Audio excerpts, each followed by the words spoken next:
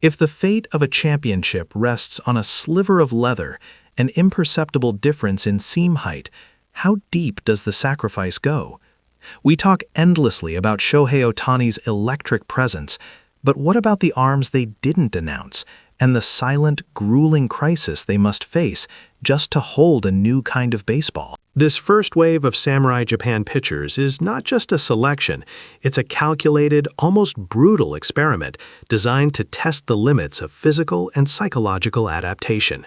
Welcome to 618 Radar, the only place breaking down the radar readings and spin rates that define Samurai Japan's audacious strategy as they lay the foundation for their next World Baseball Classic title defense.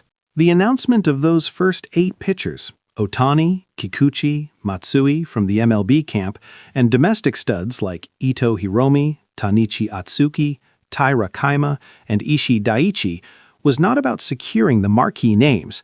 It was about preemptive damage control.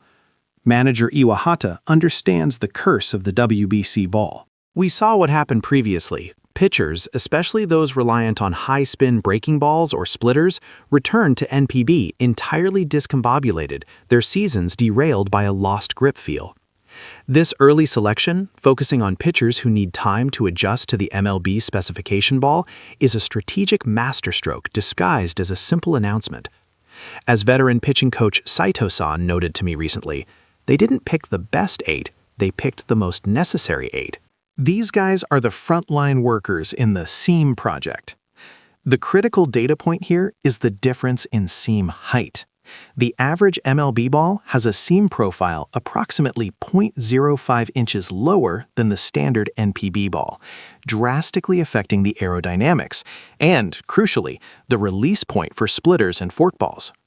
For a pitcher like Tanichi Atsuki, known for his high-velocity, high-movement arsenal, overcoming this tiny tactile difference is paramount. Many armchair strategists would argue that exposing key domestic arms like Ito to this disruption so early is an unacceptable risk, especially considering Ito's pivotal role in the Hokkaido Nippon Ham Fighters rotation. But that is precisely where the counterargument collapses. The risk of waiting is far greater. If they waited for the full roster in January, these pitchers would have barely 4 weeks to normalize before the tournament, guaranteeing mechanical failure and potentially long-term injury. By isolating them now, Samurai Japan is effectively saying, adapt or perish, but we need you ready to throw 100-mile-per-hour darts without hesitation. The selection of Yusei Kikuchi, Ohtani's senior from Hanamaki Higashi High School, adds an emotional ballast that should not be underestimated. Ohtani is undeniably the pillar, the engine, the face of this team. His mere presence swings the global viewing audience and the psychological morale of the clubhouse. But even the best need familiar support. Having Kikuchi, a fellow MLB veteran and mentor figure, provides a crucial layer of stability. As an anonymous MLB insider observed, Ohtani has the pressure of 2 countries on his back. Kikuchi's inclusion is not just about his excellent slider, it's about giving Shohei a familiar rock, a big brother who knows the rhythm of the majors and can manage the chaos.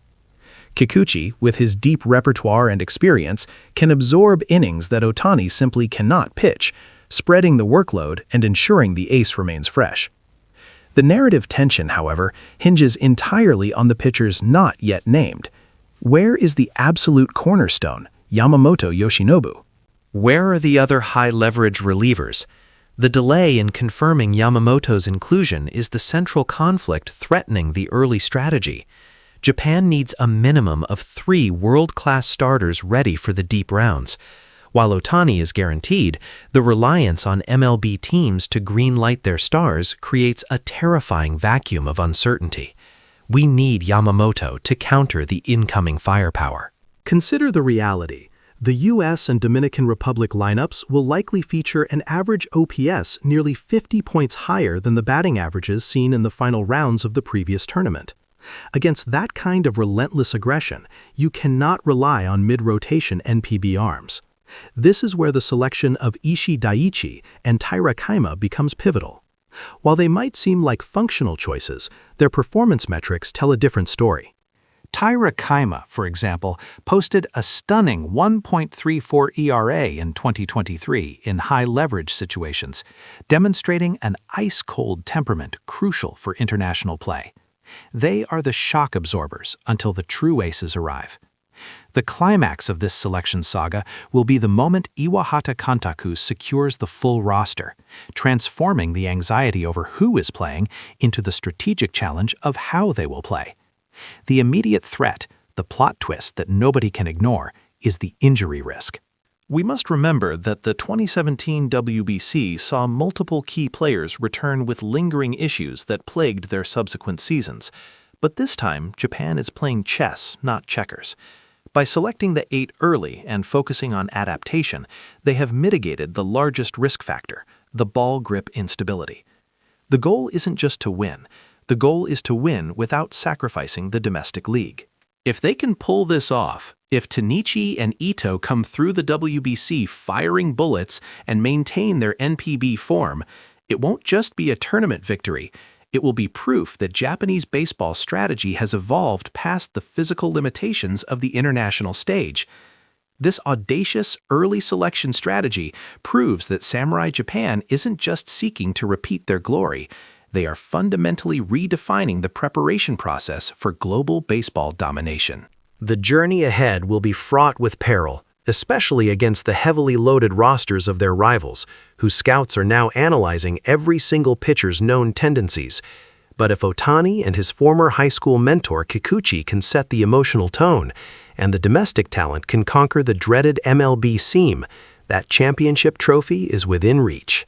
If you appreciate this deep dive into the hidden strategy behind the roster announcement, please hit the like button, share this video with your fellow fans, and subscribe to 61 Radar for more exclusive analysis.